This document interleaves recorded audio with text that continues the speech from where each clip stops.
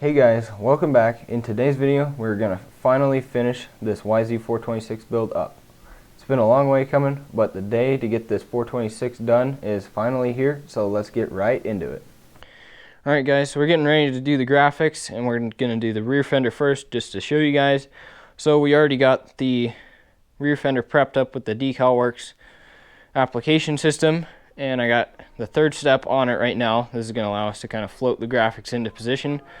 So we need to spray the actual graphic itself.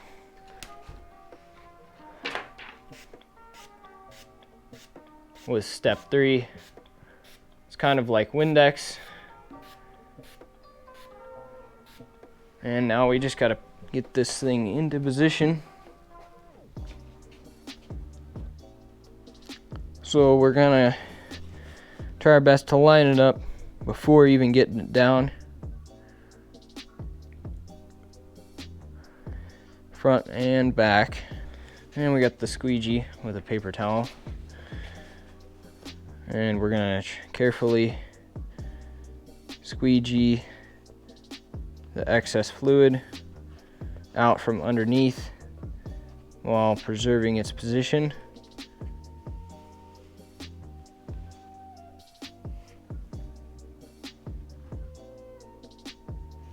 So something just like that, and it's pretty simple, especially if you use their system. It buys you a little bit of extra time, so if you don't put it on quite right, it gives you an extra chance to get it into the right spot.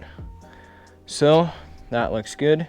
We'll make sure we get the rest of everything down real well, make sure we get the edges down good, and then we can get these side pieces on. Easily done.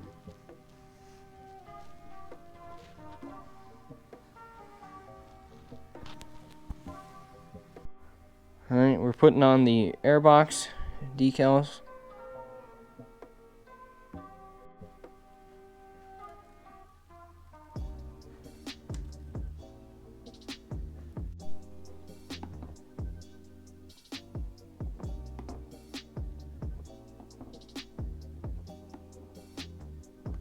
Alright, so we're going to take a little break from doing the graphics and slap the new kickstand on. So here is that kickstand I was talking about. These things are pretty rad. As you can see, they got some slots milled in them, so they're a little lighter. They're anodized black with the laser engraved logo in them. Bigger foot than what it used to have stock, or not stock, but before we did the bike build. So these things look pretty cool and they perform. And I got a new spring here.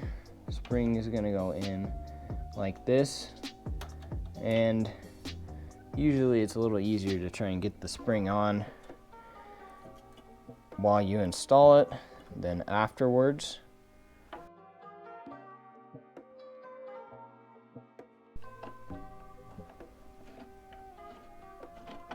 A little bit stiff right now because it's still not broken in yet, and I got that Cerakote on there. So I've got to try to get that thing on there.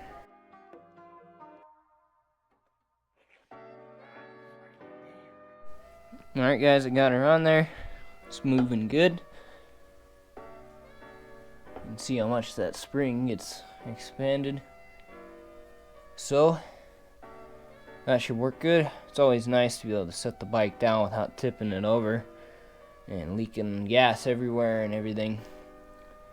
So that's the kickstand. Alright, I'm going for the fork tube one right now.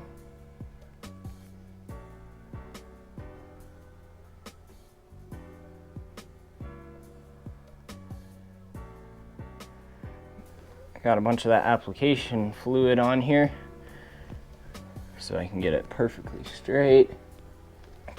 Now the hardest part I find about using the DecalWorks application system is when it's still wet. It's hard to get it to lay on fully, but if you push too hard, it'll get misaligned. But when you do get it, it's perfect. And you can use heat to dry up some of the application fluid so it actually sticks.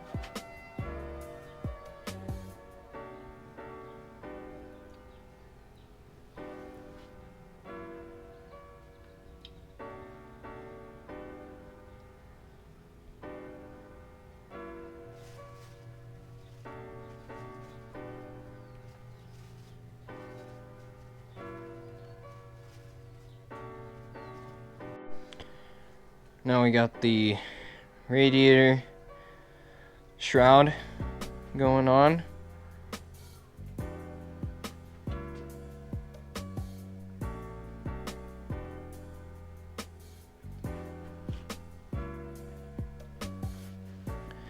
And now we've got the tank half, and this has got holes in it so any of the gas fumes that diffuse through the tank can get out.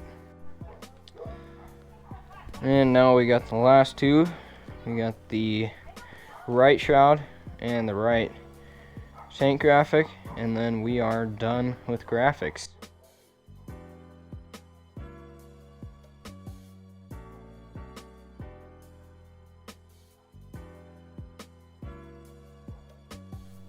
And the last one here.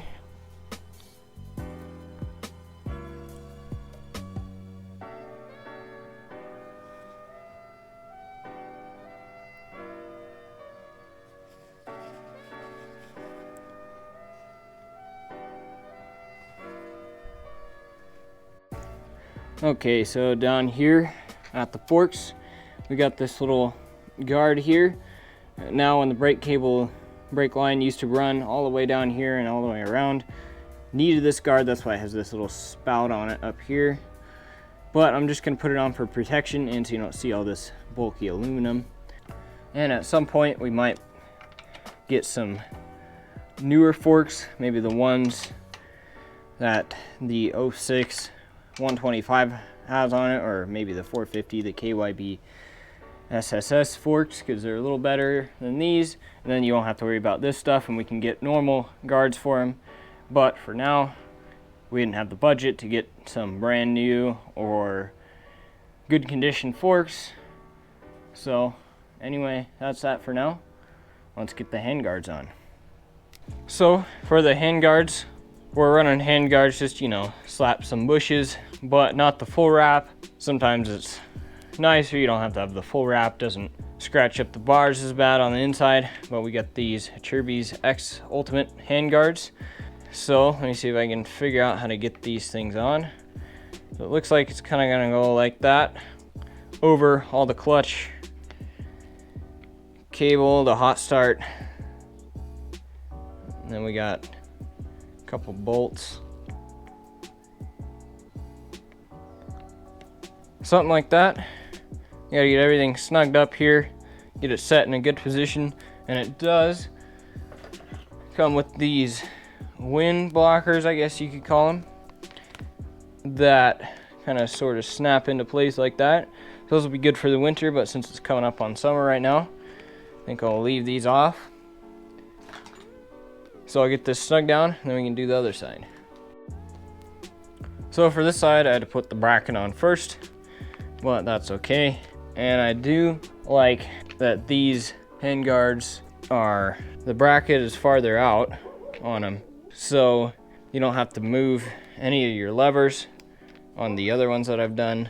For the other bike builds, you had to move your brake lever more in to make them fit, which is not ideal because you lose your placement and you don't have as much adjustability. It can affect the throttle too. So these are nice, it just gets them far out of the way and they seem pretty sturdy. And you got good adjustment. I can go both in and out with this. I got too tight, and up and down on this. So I get this guy set up too. and then we can put the frame guards on. All right, so down here we've got the water pump guard. So it goes into the motor mount for the upper one, like so. And I robbed a bolt from the old Honda stuff, so it's a little bit fresher down here. And got one that goes right here. I think that one's gonna be too long, so I'll get another one.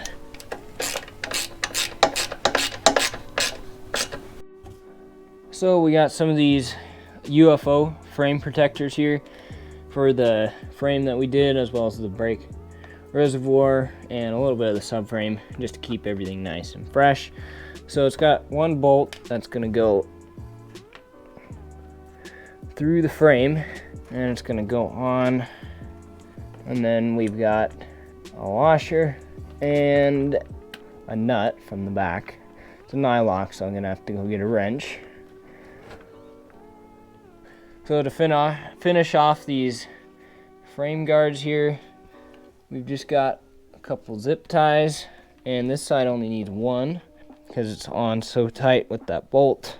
I'll fish it through the frame, and it's gonna go right here, and this will protect the Cerakote that we put on, and it should look good longer instead of having a big old rusty spot. So I think that's pretty good. It's on there pretty tight, and then it'll get broken in once we ride it. So now let's get the other side on. So for the left side, we had to do some modifying here. As you can see, we had to cut some of this plastic out here for the kickstand, and it didn't quite fit all the way around this weld here, so we had to modify some of that right here. So let's get it on. So you got to put this little tab here at the bottom down where the foot peg is, and it kind of helps that spot sink in, and pop the rest onto the frame here. Looks like something like that. I'm gonna put the zip tie in the back so you don't see it. Same thing for up here. And this front one, I'm gonna twist it a little bit like this to close up. There's a little bit of a gap up front here, and get it all tight and get these ends cut off. All right guys, and the very last thing for the build is going to be the seat that we made earlier on. I gotta get it aligned up here in the front, push down quite a bit in the middle, and get it aligned in the back, bolts in.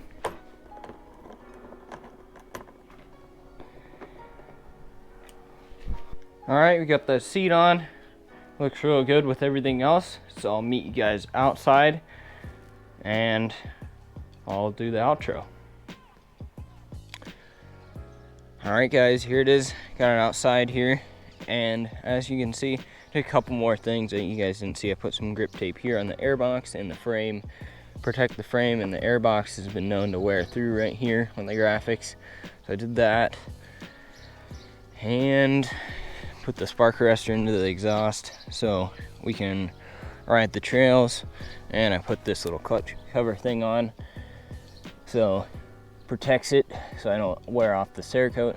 And it's supposed to say YZ426F, but it was a little bit too small to come out right.